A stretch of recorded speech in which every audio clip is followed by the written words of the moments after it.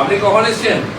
আর 3 দিন ধরে বসে আছি আমি কেন আমার 5 লাখটা মিনিস্টার নিয়ে বসে রেখেছি ভগবানের কাছে আছেন? আর পরে কথা বলছি ভগবানের কাছে আছি বাপরে এই ঝামেলা কার্পেট তুলে পরিষ্কার মেঝেটা এত ভালো মানে একদম পুরো অরিজিনাল কালার মন্দিরের মন্দিরের কালার সেই জন্য এবং খুব বড় পরিসর আগে 50-100 বছর 200 বছর লোক বাড়বে অনেক বাড়বে আজকে দেখুন এদের এখন অ্যানাউন্স করলাম যে কোনো আমাদের দেশের সব মন্দিরগুলো এত ছোট হয়ে গেছে ঢোকা যায় না।